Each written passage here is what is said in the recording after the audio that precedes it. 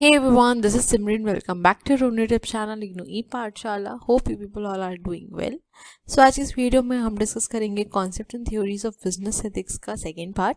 Already first part में हम discuss कर चुके हैं teleological theory, teleological ethical theory जिसको हम कह सकते हैं कॉन्सिक्वेंशलिस्ट थ्योरी। इसके बाद हमने डिस्कस किया था एथिकल ईगोइज्म के बारे में। आई होप आप लोगों ने वो वीडियो देख लिया है।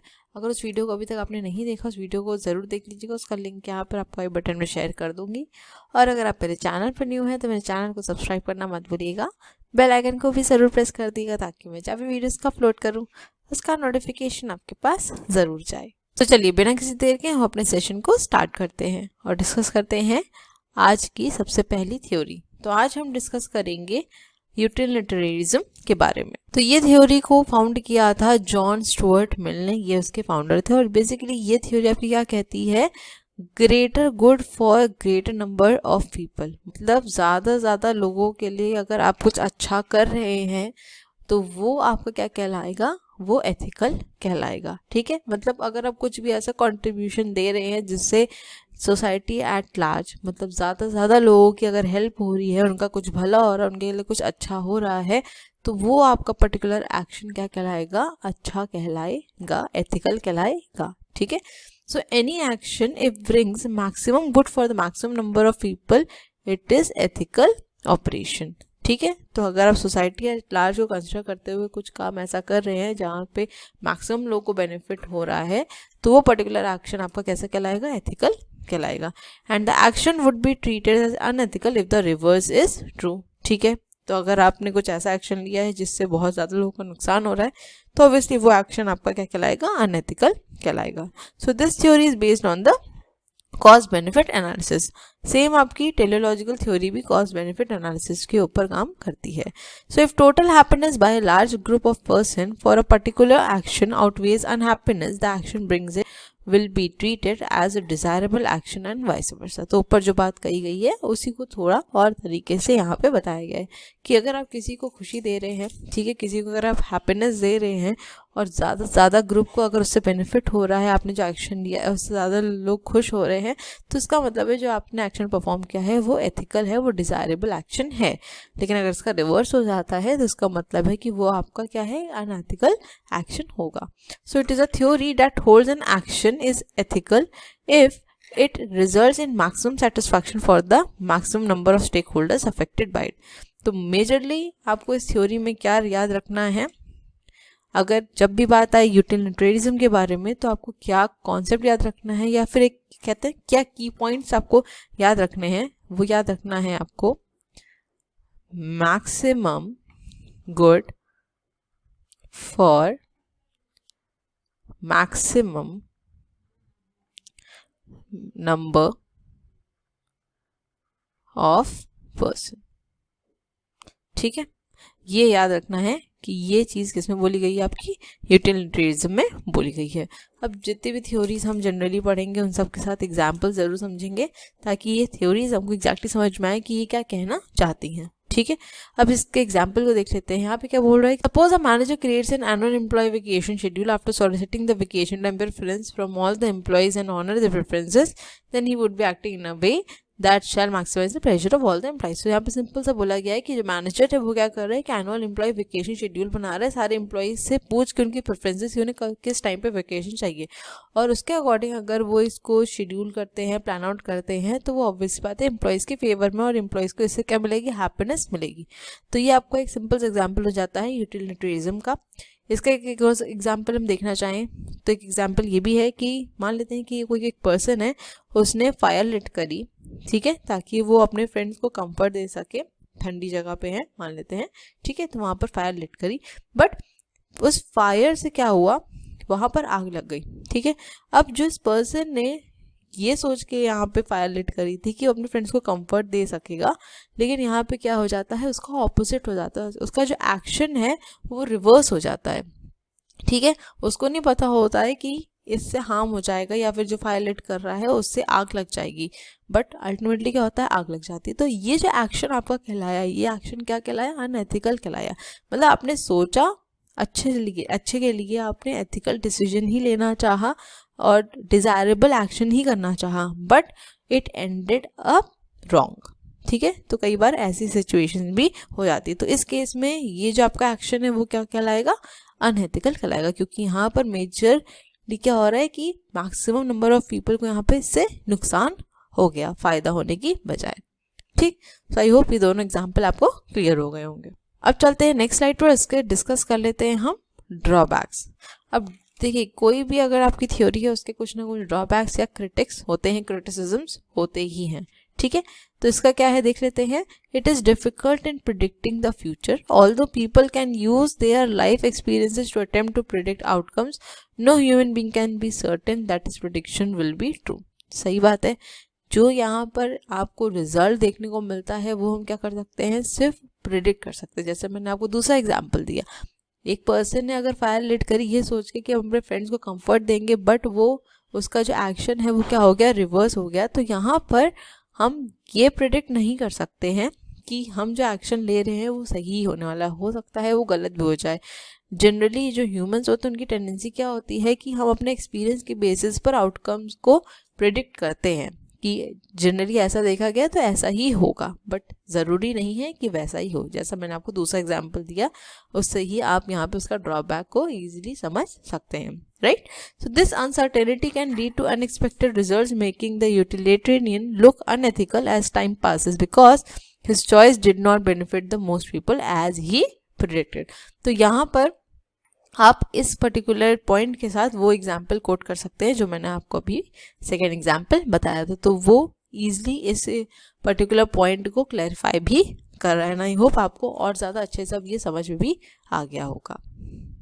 नेक्स्ट ड्रॉबैक यहाँ पे क्या है, an assumption that a utilitarian must make is that he has the ability to compare the various types of consequences against each other on a similar scale. ठीक है, तो कोई भी अगर कंपैरिजन कर सकते हैं किसी भी चीज़ का, तो हम अगर उसको कंपेयर करें तो सिमिलर स्केल पे ही कंपेयर कर सकते हैं।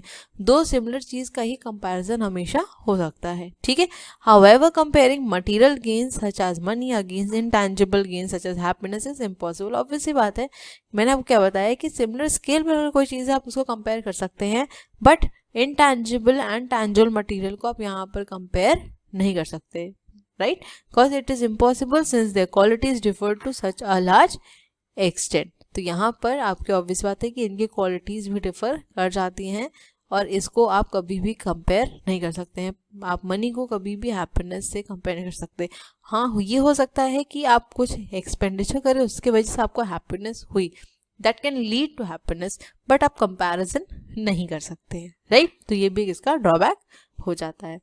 नेक्स्ट है, it does not allow for the existence of superaggression or heroism. That is, people are obligated to constantly behave so that the most people benefit regardless of the danger associated with an act. अभी हमने discuss किया था कि utilitarianism में क्या बोला गया है, maximum good for the maximum number of people, right. Maximum लोगों का हमें क्या करना, भला। बट यहाँ पर ये नहीं बोला जा रहा है कि आप ऐसा अगर करेंगे तो आप हीरो हो जाएं। ठीक है, बहुत से लोग इसलिए भी कुछ एक्ट परफॉर्म करते हैं ना, कुछ एक्शन इसलिए लेते हैं ताकि वो सबके सामने क्या बने, हीरो बन जाएं। ठीक है, एक लॉर्डेबल एक्ट कहलाए, राइट, मतलब कि उनकी काफ़ी ज़्यादा तारीफ हो, वो इसलिए ऐसे काम करते हैं। तो ये कभी भी नहीं करा जाता है इस पर्टिकुलर आपकी एथिक्स के अंदर। ठीक है, आप जो भी काम कर रहे हैं वो बेनिफिट के लिए कर रहे हैं, लोगों के बेनिफिट के लिए कर रहे हैं, और regardless of the danger associated with it. मतलब आप फिर ये नहीं सोचते कि यहाँ पर आपकी लाइफ को भी खतरा हो सकता है, बट आप वो एक्ट को परफॉर्म करते हैं, बट इसलिए नहीं ताकि आप हीरो बन जाए, बट इसलिए ताकि आप मैक्सिमम लोगों का यहाँ पे क्या कर सके, बेनिफिट कर सके। ठीक है, एक इसका एक सिंपल सा एग्जाम्पल है, मैं यहाँ पर आपको लिख के दे रही हूँ, आप प्लीज़ अपने पास इसको नोट डाउन ज़रूर कर लीजिएगा। तो यहाँ पे मैंने इसका एग्जाम्पल लिख दिया, एक बार आप लोग के लिए रीड कर देती हूँ। A utilitarian who sacrifices her life to save a train full of people is actually fulfilling an obligation to society rather than performing selfless and laudable act. ठीक है, तो यहाँ पर आप जो भी कर रहे हैं वो सोसाइटी के लिए कर रहे हैं, लार्जर नंबर ऑफ ग्रुप के लिए कर रहे हैं। ठीक है, ये आपको क्योंकि क्या है, एक ऑब्लिगेशन है। ठीक, रादर देन ये आप हीरो बनने के लिए कर रहे हैं। तो यही पॉइंट यहाँ पर आपको दिया हुआ है। ठीक है, नेक्स्ट पॉइंट हमारा, another source of instability within act utilitarianism is apparent when a utilitarian face one set of variable conditions and then suddenly experience a change in those variables that cause her to change her original decision. So this means that an act utilitarian could be nice to you one moment and then dislike you the next moment because the variables have changed and you are no longer beneficial to the most people. तो ऐसा हम लोग generally देखते हैं. I don't think कि इसका मुझे आपको कोई एग्जाम्पल देने की ज़रूरत है. जब किसी को आपसे कुछ काम होता है तो people are nice to you, ठीक है, and the very next moment लोग बदल जाते हैं, ठीक है, उनके बिहेवियर के अंदर आप खुद ही चेंज देखते हैं, ठीक. तो आई डोंट थिंक कि इसका एग्जाम्पल देने की ज़रूरत है. ये शायद आप लोग सभी और हम खुद भी इस चीज़ को एक्सपीरियंस करते ही हैं, राइट. नेक्स्ट है the focus on consequences and results, which is central to consequentialist theories, neglect motives and intentions. It dismisses their significance for determining the rightness and wrongness of an action. ये point आपको basically क्या बोल रहा है कि जो हमने कॉन्सिक्वेंशलिस्ट theory पढ़ी थी या जिसको हम टेलीलॉजिकल थ्योरी बोलते हैं, टेलीलॉजिकल एथिकल थ्योरी बोलते हैं, वो किसकी बात करता है? आपके कॉन्सिक्वेंसेस की बात करता है ना. वहाँ पर हमने जो डिस्कस किया था वो कॉन्सिक्वेंसेस के बारे में डिस्कस किया था, rightness and wrongness of an action के बारे में बात किया था. किसके बेसिस पर? कॉन्सिक्वेंसेस के बेसिस पर, ठीक है. बट ये पर्टिकुलर थ्योरी किस बारे में बात करती है? Maximum good for the maximum number of people. अगर बहुत लोगों का यहाँ पर भला हो रहा है उस पर्टिकुलर एक्शन से तो एक्शन आपका सही है, वरना फिर गलत है, ठीक है. तो ये पर्टिकुलर थ्योरी आपकी मोटिव्स और इंटेंशंस को निगलेक्ट कर देती है. अगर आप जो काम कर रहे हैं वो अच्छा है, मैक्सिमम लोग को फ़ायदा हो रहा है, भले वो हो सकता है काम सही ना हो बट मैक्सिमम लोग को फ़ायदा हो रहा है, तो आपका काम क्या हो गया? आपका एक्शन क्या हो गया? एथिकल हो गया. एल्स वो अनएथिकल होगा अगर आपके रिवर्स सिचुएशन क्रिएट हो जाती है तो, ठीक है. तो आई होप आपको इसके ड्रॉबैक्स भी क्लियर हो गए होंगे. अब चलते हैं नेक्स्ट स्लाइड पे.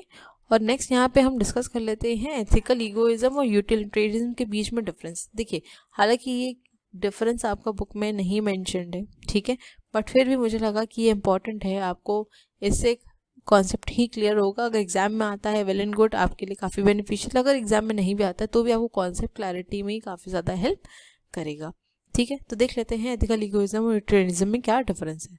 तो एथिकल ईगोइज्म हमारा किस बारे में बात करता था? अगर आप सबको याद हो, सेल्फ इंटरेस्ट के बारे में, है ना. उसमें क्या बोलते थे, एक क्विक रिकैप ले लेते हैं कि एथिकल ईगोइज्म क्या कहता था. एथिकल ईगोइज्म ये कहता था कि आप जो भी कर रहे हैं उसमें आपका बेनिफिट छुपा होना चाहिए. अगर आप कोई ऐसा टास्क कर रहे हैं जिससे सोसाइटी को फ़ायदा हो रहा है तो वो फ़ायदा इनडायरेक्टली होना चाहिए, लेकिन डायरेक्टली फ़ायदा किसको होना चाहिए? आपको होना चाहिए. अगर आपको उस पर्टिकुलर एक्शन से कोई फ़ायदा नहीं हो रहा है तो आप उस टास्क को या उस एक्शन को परफॉर्म नहीं करेंगे. ये क्या कहता है? आपका एथिकल ईगोइज्म कहता है, जिसमें आप सेल्फ इंटरेस्ट या सेल्फ बेनिफिट की बात करते हैं. यहाँ सबसे पहला पॉइंट क्या है? One should aim maximising one's own good, ठीक है. अपना अच्छा करना, अपने बेनिफिट के बारे में सोचना सबसे पहले यहाँ पर यही कहती है और यही हमने पढ़ा भी है. यूटिलिटेरियनिज्म में क्या बोल रहा है? One should maximise the good of all beings in the universe. यहाँ पर किसकी बात कर रहे हैं हम? सोसाइटी एट लार्ज की बात कर रहे हैं. यहाँ पर किसकी बात हो रही थी? सिर्फ सेल्फ इंटरेस्ट की बात हो रही थी, ठीक है. नेक्स्ट पॉइंट है सेल्फ इंटरेस्ट एंड सेल्फिशनेस, ठीक. यहाँ से ही आपको क्लियर हो गया. और यहाँ पे क्या बोल रहा है? एसेंशियली अदर्स रिगार्डिंग, मतलब यहाँ पर हम दूसरों के बारे में सोचते हैं, यहाँ पे सिर्फ हम अपने बारे में सोचते हैं. नेक्स्ट पॉइंट है one's own wellbeing is the creation that is satisfaction of desires, welfares and wellbeings. तो हम अपने बारे में सोचते हैं, अपने सेटिस्फैक्शन, अपने डिजायर्स के बारे में यहाँ पर सोचते हैं, इंडिविजुअल लेवल पे सोचते हैं. लेकिन यहाँ पे क्या सोचते हैं? Happiness is the criteria. यहाँ पे क्या क्राइटेरिया है? हैप्पीनेस. यहाँ पर क्या था? ओन्स वेलबींग, अपना भला.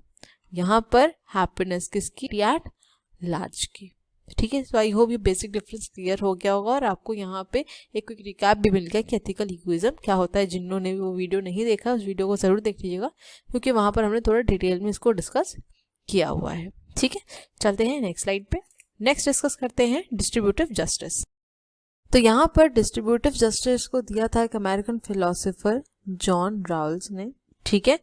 और इन्होंने बेसिकली बात करी थी कि यहाँ पर फेयरनेस की बात होनी चाहिए, ठीक है. यूटिलिटेरियनिज्म में हमने क्या देखा? Maximum good for the maximum number of people, ठीक है. बट इस पर्टिकुलर कॉन्सेप्ट में क्या बोला गया है कि फेयरनेस होनी चाहिए, ठीक है। हर चीज़ में क्या होनी चाहिए, फेयरनेस होनी चाहिए, इक्वालिटी होनी चाहिए। जो डिस्ट्रीब्यूशन है, चाहे वो इनकम का हो, चाहे वो वेल्थ का हो, चाहे वो रिसोर्सेज का हो, वो कैसा होना चाहिए, फेयर होना चाहिए, इक्वल होना चाहिए विदाउट एनी डिस्क्रिमिनेशन। ठीक है। So Rawls present his theory as a model alternative to utilitarianism, one that he hopes will with the believe that be associated with fair moral equal the person. तो इनका मानना basically ये था कि अगर हम डिस्ट्रीब्यूशन में फेयरनेस रखते हैं, चाहे वो डिस्ट्रीब्यूशन इनकम का हो, वेल्थ का हो, रिसोर्स का हो, ठीक है, तो यहाँ पर हम जो भी फिर एक्शंस करेंगे या जो भी एक्शंस परफॉर्म करेंगे वो हमारे क्या होंगे, एथिकल होंगे, क्योंकि यहाँ पर हमने फेयरनेस का ऑप्शन चुना है, जस्टिस का ऑप्शन चुना है, जहाँ पर हर एक पर्सन को हम इक्वल ट्रीट कर रहे हैं। ठीक है। So John Rawls does not discuss general ethics but examines a particular aspect of ethics, namely that is justice. ठीक है। तो इन्होंने मेजरली किससे एम्फसाइज किया था, जस्टिस के ऊपर एम्फसाइज किया था। So he presents theoretical argument about general principle which can form the basis of a just society, which he called as justice as fairness। ठीक है। तो इन्होंने जस्टिस को कंसिडर करके फेयरनेस के बारे में बात करी है कि सभी लोगों को यहाँ पे क्या होनी चाहिए, इक्वल ट्रीटमेंट मिलना चाहिए, हर चीज़ का जो भी डिस्ट्रीब्यूशन है वो इक्वली होना चाहिए। So John Rawls concept of social justice gives emphasis to fairness. It must be fair to all, to the most talented as well as the most disadvantage section. तो मैंने क्या बताया कि कोई भी डिस्क्रिमिनेशन नहीं होना चाहिए। अगर आप फेयरनेस की बात कर रहे हैं तो हर एक कैटेगरी के लिए वो क्या होना चाहिए, आपका डिसीजन फेयर होना चाहिए, चाहे वो फिर मोस्ट टैलेंटेड पर्सन हो और या तो फिर आपके most disadvantage section of society हो। सबके लिए ट्रीटमेंट, सबके लिए जस्टिस क्या होनी चाहिए, इक्वल होनी चाहिए। ठीक है। So John Rawls argues that adoption of two fundamental principles of justice would guarantee a just and morally acceptable society। तो इन्होंने दो फंडामेंटल प्रिंसिपल्स के बारे में बात करी थी। वो दो फंडामेंटल प्रिंसिपल्स क्या हैं, पहला है each person is to have an equal right to the most extensive total system of equal basic liberties compatible with a similar system of liberty for all. तो फर्स्ट पॉइंट यहाँ पे क्या बोल रहा है, इक्वल राइट्स के बारे में बात करी। तो चाहे आपके मोस्ट टैलेंटेड पर्सन हो या फिर आपका वीकर सेक्शन ऑफ सोसाइटी हो, सभी के पास क्या है, इक्वल राइट्स होनी चाहिए। ठीक।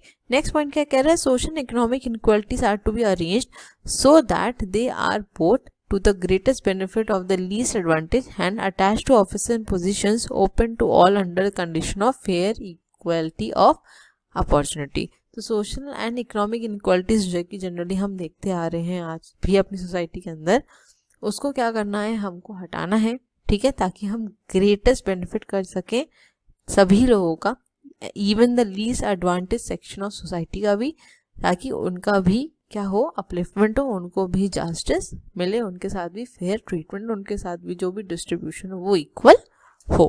नेक्स्ट डिस्कस कर लेते हैं significance of John Rawls theory. तो इन फर्स्ट पॉइंट में क्या बोला, that the first principle ensures civil liberties to all. ठीक है। तो यहाँ पे किसकी बात करी गई थी, इक्वल राइट्स की बात करी गई थी, वही यहाँ पे बोला जा रहा है। And second principle is similar to what is called as the positive discrimination. अब ये पॉजिटिव डिस्क्रिमिनेशन का मतलब क्या होता है, देखिए पॉजिटिव डिस्क्रिमिनेशन बेसिकली होता है कि जब किसी भी पर्सन को, लेट्स से कि कोई एक ऑर्गेनाइजेशन है, ठीक है, ऑर्गेनाइजेशन में डिफरेंट एम्प्लॉयज़ काम कर रहे हैं, ठीक है, अब इस पर्टिकुलर एम्प्लॉय को हम अलग से प्रेफरेंसेस दे रहे हैं। ठीक है। मान लेते हैं कि ये एम्प्लॉय हमारा लोअर लेवल पे काम कर रहा है, ये तीनों एम्प्लॉय सेम लेवल पे और ये लोअर लेवल पे काम कर रहे हैं, हम इसकी स्किल्स को बिना देखे बिना समझे इसका आगे प्रमोशन कर देते हैं। ठीक है। तो इससे इसका तो फ़ायदा हो गया। तो ये क्या आपका क्या कहलाता है, पॉजिटिव डिस्क्रिमिनेशन कहलाता है कि बिना उसके स्किल्स को देखे, बिना ये समझे कि वो पर्टिकुलर पर्सन उस पर्टिकुलर पोस्ट के लिए सही है या नहीं है, उस पर्टिकुलर पोजीशन के लिए सही है या नहीं है, हमने क्या कर दिया, उसको आगे प्रमोट कर दिया। तो ये बेसिकली आपको क्या कहलाता है, पॉजिटिव डिस्क्रिमिनेशन कहलाता है। तो यहाँ पर इसकी बात करी जा रही है। ठीक है। नेक्स्ट पॉइंट है, John Ross tried to show how such principles would be universally adopted and in this way moves party towards general ethical issues. अब देखिए यहाँ पे इन्होंने क्या बोला, इन्होंने एक व्हील ऑफ इग्नोरेंस इस पर्टिकुलर कॉन्सेप्ट को इंट्रोड्यूस किया। अभी क्या होता है इसको हम अभी आगे डिस्कस करेंगे। ठीक है।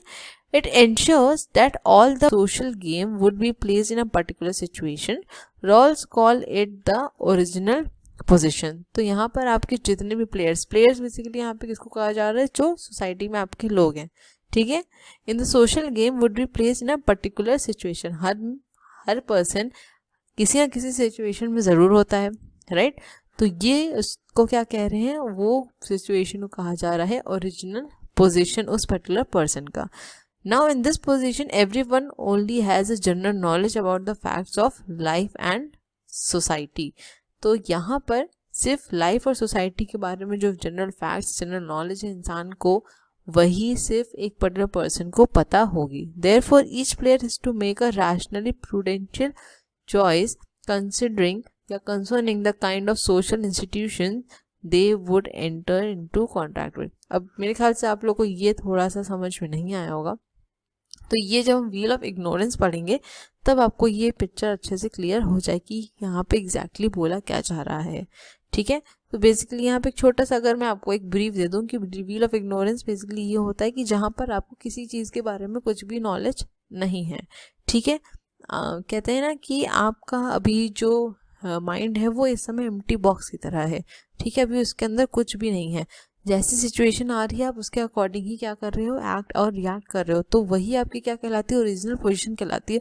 और जब आप किसी चीज़ के भी बारे में अवेयर नहीं और सिचुएशन आपके सामने है, तो आप उस सिचुएशन के लिए रैशनली प्रूडेंशियल चॉइस मतलब एक रैशनल डिसीजन ले पाएंगे। क्योंकि अगर आपके सामने कोई सिचुएशन है और ऑलरेडी आपके कुछ एक्सपीरियंसेस होते हैं या फिर आपके जो कह सकते हैं जो फ्रेंड्स हैं, ठीक है, उनके कुछ एक्सपीरियंस वो क्या होते हैं, वो एक्सपीरियंस आपसे शेयर करते हैं, राइट। तो हो सकता है उन एक्सपीरियंस के बेसिस पर आप रैशनली डिसीजन ना ले पाएँ, ठीक है। तो जब आपका माइंड एक एम्प्टी बॉक्स की तरह होता है जहाँ पर आपको कुछ भी नहीं पता है, कुछ भी नॉलेज नहीं है, आप अपनी क्या होते हैं ओरिजिनल स्टेट पे होते हैं, तब आप उस पर्टिकुलर सिचुएशन के लिए एक रैशनल डिसीजन ले पाते हैं, ठीक है। तो इन शॉर्ट ये व्हील ऑफ इग्नोरेंस कहती है, बाकी हम डिटेल में आगे डिस्कस करेंगे, ठीक है। नेक्स्ट है Rawls argues that given his assumption people would prefer liberal societies with freedom and liberties based on equality of opportunity but with due allowance to the problems of various disadvantaged groups। इस particular point में क्या बोल रहा है कि जो भी लोग हैं जनरली आपकी जो सोसाइटी होती है वो क्या प्रेफर करती है, लिबरल, है ना।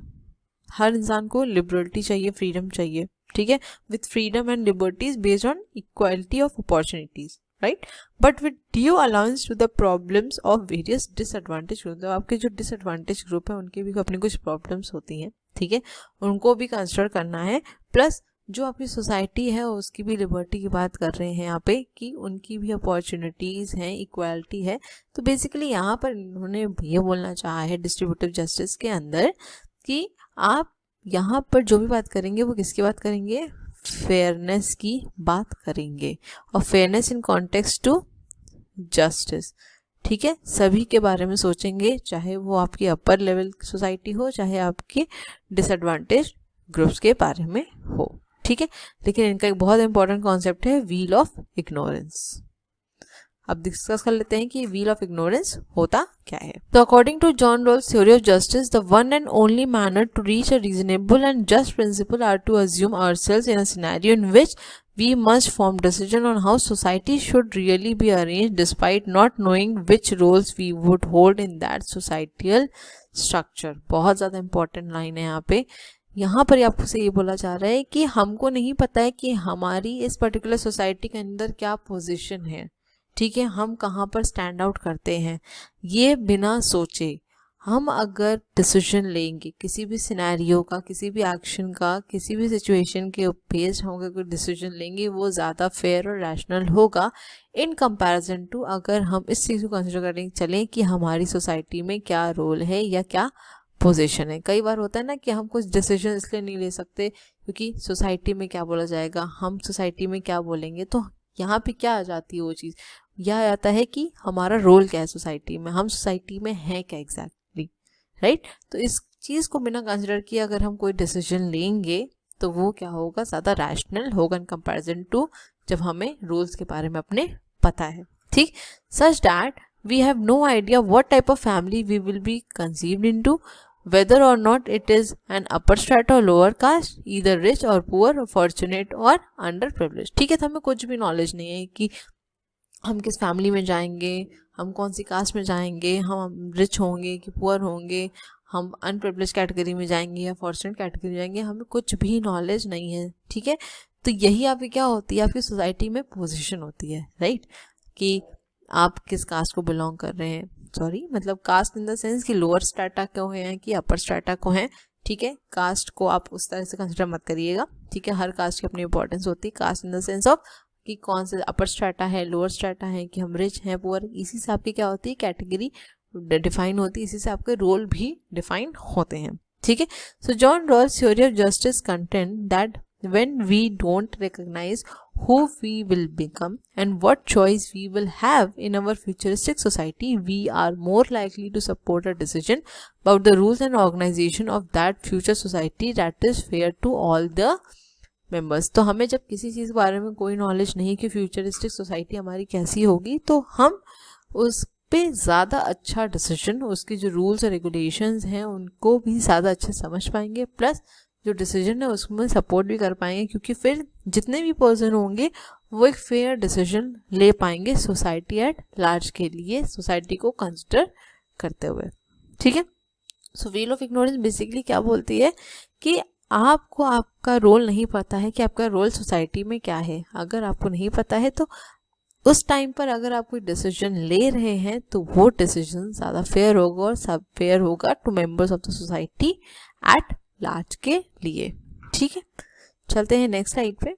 सो John Rawls theory of justice refers to this as considering through a veil of ignorance. He anticipates that in this state of absolute ignorance regarding our potential role and standing in society, each individual will make decision based on their own preferences. तो इसीलिए इसको wheel of ignorance बोला जाता है, क्योंकि हम यहाँ पर क्या कर रहे हैं, इग्नोर कर रहे हैं कि हमारा रोल क्या है सोसाइटी में, हम किस स्ट्रेटा को बिलोंग करते हैं, हम प्रिविलेज्ड हैं अनप्रिविलेज्ड हैं, हम फॉर्चुनेट हैं अनफॉर्चुनेट हैं, ये सब कंसिडर नहीं करते हुए अगर हम कोई डिसीजन लेते हैं इंडिविजुअल लेवल पर, तो वो डिसीजन ज़्यादा रैशनल कहलाता है, ठीक है।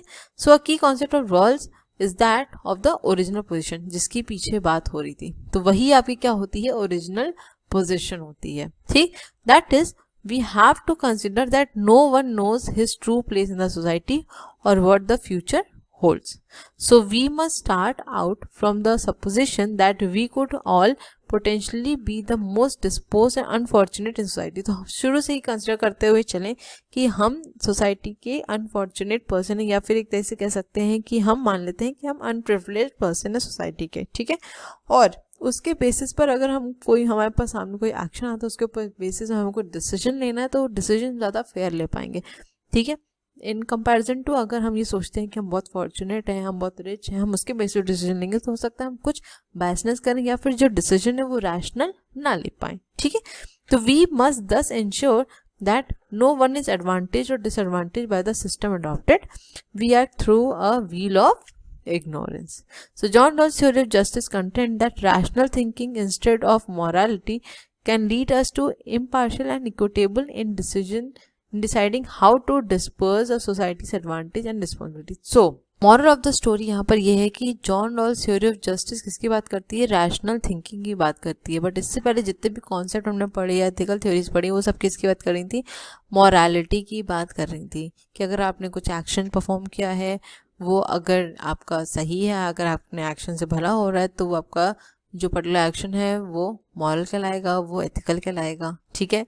लेकिन यहाँ पर इसकी बात हो रही है, रैशनल थिंकिंग की बात हो रही है, ठीक, कि अगर हम अपनी ओरिजिनल पोजीशन को समझ रहे हैं, ओरिजिनल पोजीशन जो है उसको कंसिडर करके चलेंगे, तो हमारा जो डिसीजन होगा वो ज़्यादा रैशनल होगा, ठीक है। सो आई होप यहाँ तक आप सभी लोगों को सब कुछ क्लियर हो गया होगा। अगर कोई डाउट है तो प्लीज़ कमेंट सेक्शन में कमेंट करना मत भूलिएगा, एंड आई विल ट्राई कि मैं आपके जो भी क्वेरीज हैं उनको रिसॉल्व कर पाऊँ, ठीक है।